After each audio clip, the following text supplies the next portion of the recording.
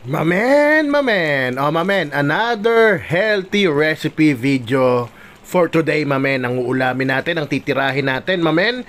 Ang tawag dyan, kinamatisang bangus, mamen. Tirahin na natin, baka tirahin pa ng iba. Heto na nga, mamen. Meron ako ditong 1 kilong bangus, mamen, na pinahiwa-hiwa ko lang ng maninipis. At syempre, sisiso natin yan, salt and pepper, mamen.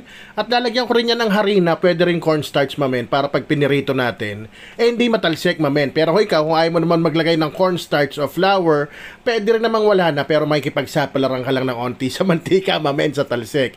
O ikot lang natin yan maigit, as rekta prito na tayo, mamen. Actually, sa recipe na to, pwede mo ring hindi prituhin. Kaya lang, nahagisnan ko na, bawas lansa na rin, mamen, talaga pag pinirito mo siya.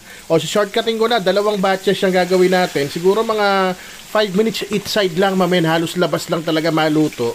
Kasi, lulutuin pa naman natin yan mamaya. Kaya eto, mamen, yan. Lagay na natin sa isang lalagyan at iset aside natin yan, mamen. Yan. At rekta na tayo. Discard lang natin tong mantika. At same pan, mamen. Di ko na hinugasan. Diyan na tayo sa tulya si titira ng sabaw nito, mamen. Kaya nagsimula ako sa mantika, Oo nga pala. Ang version na to, mamen, gigisahin ko para talagang mas masarap. Ngayon, yung iba ayaw talaga ng mamantika, kaya nga ayaw nila pretuhin. Pwedeng diretso kulo na rin, mamen. Ayan, ginisa ko ng matagal yung luya, mamen, para talaga lumabas yung lasa niya. Isa pang pantanggal lansa kasi yun.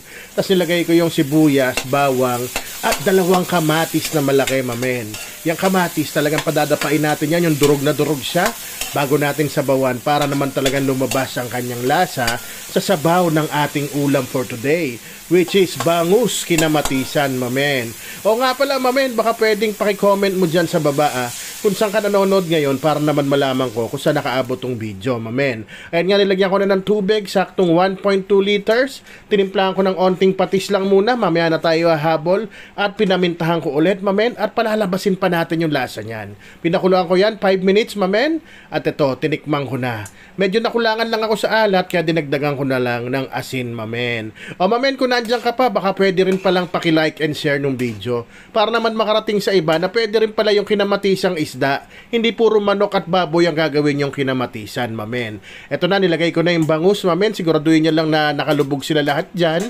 At yan, lulutuin natin siya dyan. Pwedeng 10 minutes, mamen. Basta mahina lang yung apoy. Isama na natin yung sili, mamen.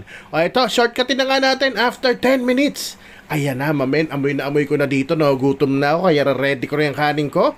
Nilalagay ko na yung pechay, mamen, pwede ka rin magrepolyo.